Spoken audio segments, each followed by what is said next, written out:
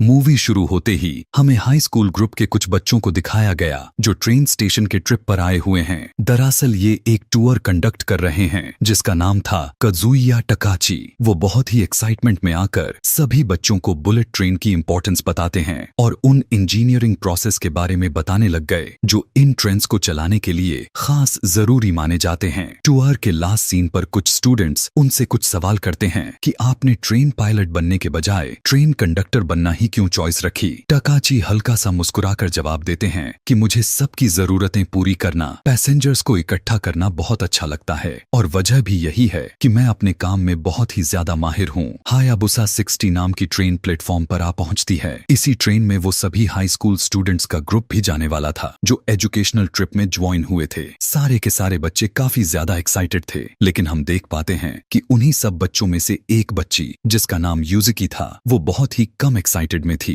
Business compartment में हम एक पॉलिटिशियन, एक यूट्यूबर और एक बड़े बिजनेसमैन को देखते हैं जो अपनी आइडेंटिटी को छुपाते हुए यहाँ से टोक्यो के लिए निकल रहे थे। बुलेट ट्रेन भी स्टेशन से रवाना हो जाती है। सब कुछ रूटीन के मुताबिक चल रहा था, लेकिन तभी अचानक से कंट्रोल सेंटर एक इमरजेंसी में चला जाता है। उनके पास एक अननोन कॉल आया। उसने मैसेज किया हुआ था कि हायाबुसा 60 वाली ट्रेन में बॉम्ब्स लगा दिए गए हैं, यानी टकाची की ट्रेन में। उस आदमी ने यह भी बताया था कि अगर ट्रेन की स्पीड 100 किलोमीटर से जरा सा भी नीचे चली गई तो बॉम्ब्स ब्लास्ट हो जाएंगे। पहले तो उस आदमी की बात को सीरियसली नहीं लिया जाता, लेकिन कुछ ही देर में कंट्रोल सेंटर में खबर पहुंचती है कि कार्गो ट्रेन में ब्लास्ट हो गया था, बिल्कुल उसी तरह से जिस तरह से उस आदमी ने वहां पर बताया था कि स्पीड जैसे ही कम होगा ट्रेन पूरी तरह से ब्लास्ट हो जाएगा। यह सब देखा भी जा रहा था। वो आदमी दोबारा से कॉल कर देता है और बताता है कि ये तो बस एक डेमो था ताकि सबको यकीन हो जाए। इस खतरे ने सभी को झकझोर कर रख दिया था। टेररिस्ट की डिमांड भी सामने आते हैं। वो चाहता था कि उसे 100 बिलियन यन दिए जाएं, बिना कुछ सवाल जवाब किए उसके अकाउंट में डाल दिए जाएं, तब जाकर वो बॉम्ब्स को डिफ्यूज करेगा। लेकिन गवर्नमेंट यह साफ साफ कह देती है कि वो लोग इस टेररिस्ट के बातों को नहीं मानने वाले, क्योंकि जापान की पॉलिसी ये है कि वो कभी टेररिस्ट से नेगोशिएट तो करना दूर की बात है, वो उन्हें जान से मार देते हैं और उनकी डिमांड भी पूरी नहीं करने वाले। यह खबर शहर में फैलते ही बहुत ही ज्यादा पैनिक आ जाता है, क्योंकि हजारों लोग जो उस ट्रेन के अंदर सफर कर रहे थे उन सभी की फैमिलीज बहुत ही ज्यादा परेशान हो जाती है। ट्रेन के अंदर भी जो लोग असली मुसीबत में फंस चुके थे उनके अंदर भी पैनिक फैल जाता है।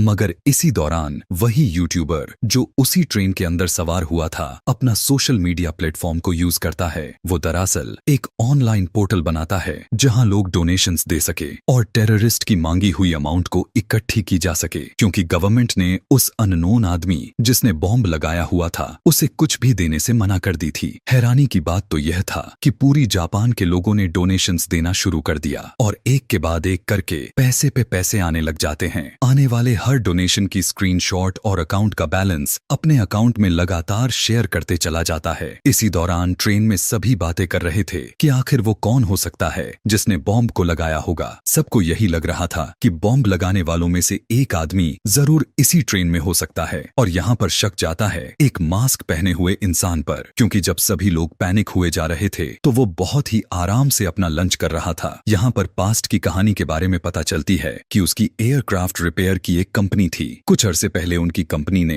एक हेलीकॉप्टर को रिपेयर किया हुआ था, लेकिन किसी एक इंसान की लापरवाही की वजह से वो हेलीकॉप्टर सही नहीं हो पाया। उसी हेलीकॉप्टर में काफी सारे स्टूडेंट्स ने सवार हुए तो अचानक से वो हेलीकॉप्टर क्रैश होकर ब्लास्ट हो गया, जिसकी वजह से उसको और उसके कंपनी को बहुत ही भारी नुकसान उठाना पड़ा और तब से लोग उसे नफरत करने लग गए। जब लोग उसे पहचान लेते हैं तो ज्यादा गुस्से में आ जाते हैं। ये आदमी जो पहले से ही परेशान था वो डिप्रेशन में आ जाता है, मगर उसी के पास बैठी हुई पॉलिटिशियन जिनके ऊपर भी आजकल बहुत सारे स्कैंडल्स बने पड़े थे वो उसे सहारा देते हैं, उसकी जान बचाते हैं और उसे बताते हैं स्कैंडल्स लोग एक ना एक दिन भूल जाते हैं। इसी पैनिक के दौरान में यहाँ पर एक लड़की आ जाती है, वही स्टूडेंट जिसका नाम यूजिकी, जो मूवी के शुरुआत से ही काफी अजीब लग रही थी। पता चलता है कि बॉम्ब्स को लगाने वाला कोई और नहीं बल्कि यूजिकी खुद है। हाँ, हम सही सुन रहे हैं। एक स्कूल की बच्ची ने यह इतना बड़ा प्लान किया हुआ था, वो भी सिर्फ अपने डैड से बदला लेने के लिए।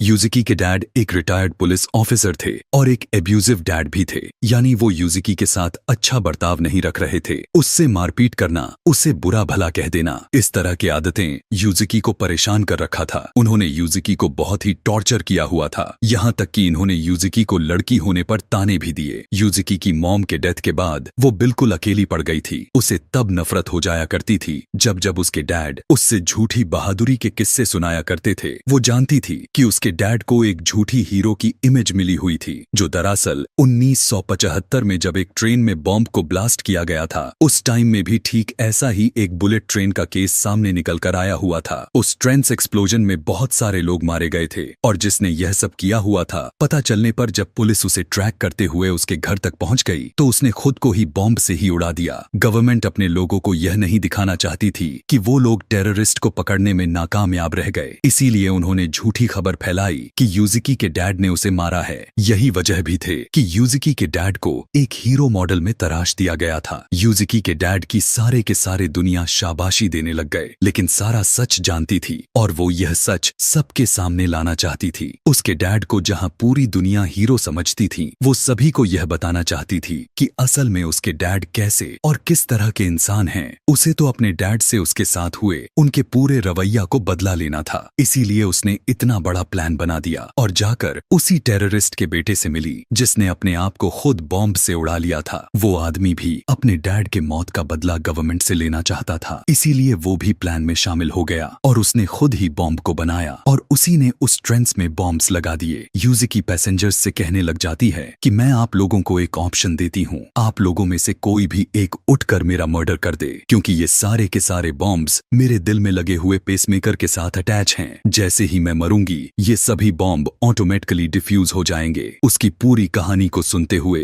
टकाची को उस पर बहुत ही ज्यादा तरस आ जाता है। वो उसकी तरफ बढ़ता है, गुस्से में आकर उसे मारने के बजाय वो उसे गले से लगा लेता है। खैर, रेस्क्यू ऑपरेशन को भी शुरू कर दिया जाता है। अथॉरिटी ने पहले यह फैसला किया कि सबसे पहले जिस कंपार्टमेंट में बॉम्ब्स नहीं लगाए गए हैं, पैसेंजर्स को उसके अंदर शिफ्ट कर दिया जाए। काफी सारे लोगों को उस न लगने बॉम्ब वाले कंपार्टमेंट में भेज दिया जाता है, जिसके बाद उस कंपार्टमेंट को चलती हुई ट्रेन से अलग कर दिया जाता है। लेकिन अभी भी बहुत सारे लोगों की जान खतरे में थी और उन बाकी सभी लोगों को बचाने के लिए कंट्रोल रूम में एक आदमी यह प्लान बनाता है कि वो लोग इसी ट्रेन के बिल्कुल पैरेलल में एक नई ट्रेन को चलाएंगे ताकि लोगों को हायाबुसा 60 से दूसरे वाले ट्रेन में शिफ्ट करके उनकी जान को बचा लिया जाए। एक नई ट्रेन हायाबुसा ट्रेन के बगल में आ जाती है। दोनों ट्रेन की स्पीड सेम रखी जाती है। दोनों ट्रेन्स के बीच में एक ब्रिज बनाया जाता है और पैसेंजर्स एक एक करके कांपते हुए कदमों के साथ दूसरे वाले ट्रेन में जाने लग जाते हैं। इतना कुछ करने के बावजूद भी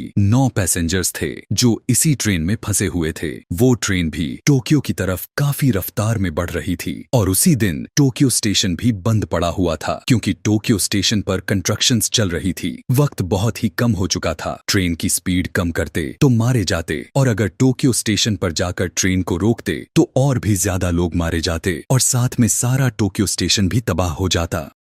अब इससे भी ज्यादा दिक्कत वाली बात तो यह खड़ी हो जाती है कि सामने से और भी ट्रेन आ रही थी। टकाची, जिसने इतने लोगों का प्लान बनाया हुआ था, वो देखता है कि हायाबुसा ट्रेन के साथ साथ दूसरे ट्रेन के लोग भी अब खतरे में आ सकते हैं। इससे पहले कि ये दोनों ट्रेन्स आपस में टकरा जाती, टकाची वक्त रहते ही उस ट्रेन को दूसरे लाइन के ऊपर मूव करवा देता है। यहाँ पर बड़ा खतरा तो किसी तरह से टल जाती है, लेकिन अभी भी उन 9 पैसेंजर्स की जान खतरे में थी जो हायाबुसा 60 के अंदर सवार थे। अब टकाची ने एक बहुत ही जबरदस्त प्लान बनाया। ये लोग पहले ट्रेन का एक हिस्सा डिटैच कर देते हैं जिसके अंदर बॉम्ब होने का खतरा था और फिर ट्रेन के कुछ आगे जाने पर ट्रेन के जिस कंपार्टमेंट के अंदर वो लोग थे उसको भी ट्रेन से डिटैच करते हैं और ठीक उसी टाइम पर ट्रेन का ट्रैक भी स्विच कर देते हैं, यानी ट्रेन का इंजन एक दूसरे वाले ट्रैक पर चलने लग जाता है और ट्रेन का वो कंपार्टमेंट जिसके अंदर अभी भी 9 लोग सवार थे वो पहले वाले ही ट्रैक पर रह जाता है। अब ट्रेन का वो कंपार्टमेंट जिस जिसके अंदर के लोगों का गोटियां मुंह में आ चुकी थीं। अब उन सभी के जान खतरे से बाहर हो चुकी थी, क्योंकि उस कंपार्टमेंट की स्पीड कम होता हुआ आकर आखिरकार रुक गया और वहां जाकर सभी लोगों की जान बचा लिया गया। जबकि दूसरी तरफ ट्रेन एक खाली जगह पर आने पर ट्रेन की स्पीड को कंट्रोल रूम से कम किया जाता है और फिर वो ट्रेन एक्सप्लोड हो जाता है।